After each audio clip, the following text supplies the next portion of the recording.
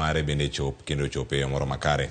Nyakora Moge Jwang, wagweng' weche mag duoko mag piny mar KCPE waranga ne kaunti ma Kisumu ni chal mar wach gin mage. Millicent Adhiambo ogotache sikul moro mantiere kaunti ma Kisumu kendo koro sani ukono anene ginto gitimo penje yo machal nade. Network gi pod rach koso giseyudo duoko moko ari adek mantiere kar kacha. Millicent Adhiambo, koro kawa ne thuolo ni mondo milerne Nyakora Moge Jwang ni nyaka sani gik mage mosebedo kacha katimore to skul ma intiere gitimo penje yo machal nade, giseyudo duoko moko koso.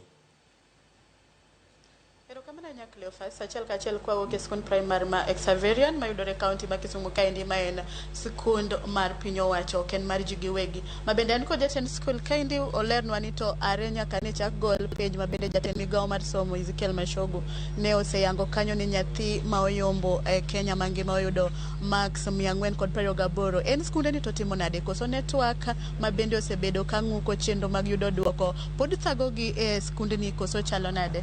Machiegni inyalo chako mana gi nyingi ni weche mag duoko mag penje skundi ni osedhi nade, useyudo duoko moko koso network pod rach. Kamano iluonga ni George Polo en teacher mar Xaverian Primary School. So far nyaka nye result landi wasebedo kwa temo, jonyuol osebiro, nyithindo osebiro, but network pod ok ber mondo wayud result. So far waseyudo nyathi achiel moseyudo 407 marks to gi a few others moyudo above 390. So podwatemo, we are frustrated as a school and parents are equally very frustrated because kanyal nyiso gi results. They are asking ni mwalimu nyithindo perform nango, but tapani system pod poor, pod ok ber ahinya gi nek.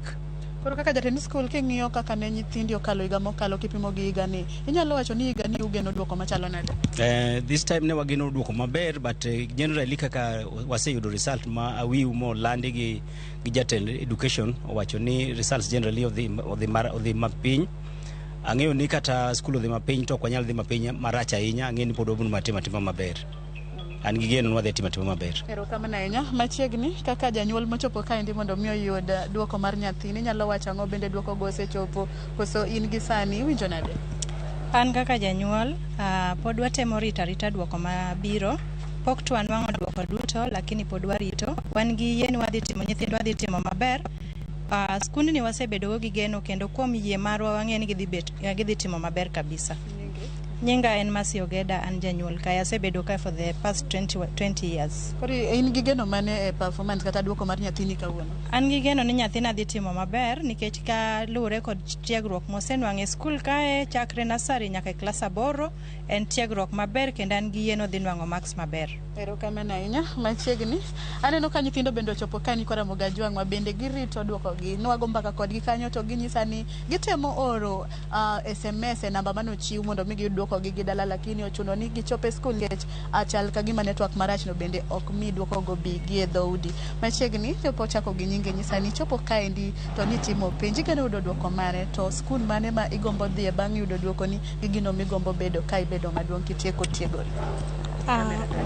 Ani iluonga ni Masi Atieno to amor kendo arito results ga to ageno ni adhi yudo marks maber to daher dhi e skul mar Kenya High School.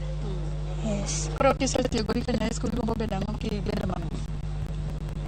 Agombo bedo daktari, gynecologist. Okay. Koro king'iyo duoko ma higa ni lot manotimo penj gi ma higa mokalo, iparo ni duoko ma higa ni udhi timo nade kikompare gi malot mokalo? Ok apar ni wadhi timo maber ahinya nikech the best has 428. So we are just hoping for the best. Okay, thank you. Welcome, gentlemen. Chak na gi nyingi bonisa ni winjo nade gi sani. Sayudo duoko koso podi, koso nitie ng'ukruok mobiro yu manyo duoko nino. Gi nyingi ng'ani kamera kacha. Gi nyinga Joseph Ogambi.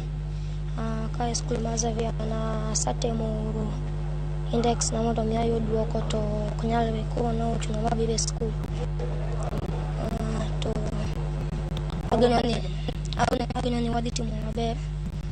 But kaluwore gi last year apanya kwa diti mo bad kwa diti maber. Ini geno yudo max aditi kud badhi skul mare? Ageno yudo max 400 kadhi mbele to ageno madhi skul ma Masen. To kawed maduong' adabedo daktari yani neurosurgeon.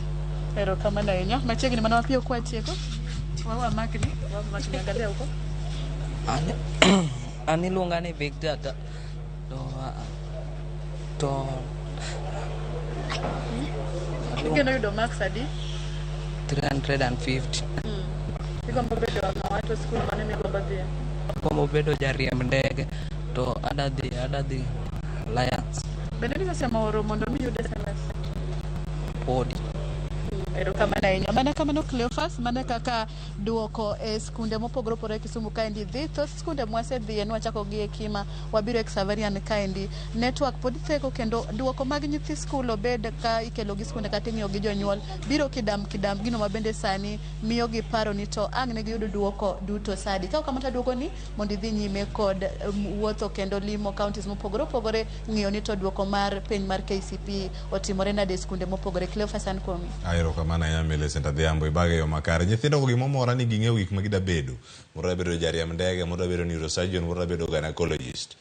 Gin gik ma gimantiere kar kanyo. Kitemo yudo jogo miyudo ng'ama bedo jafwambo. Imiye gimoro, tij fwambo bende nitie kar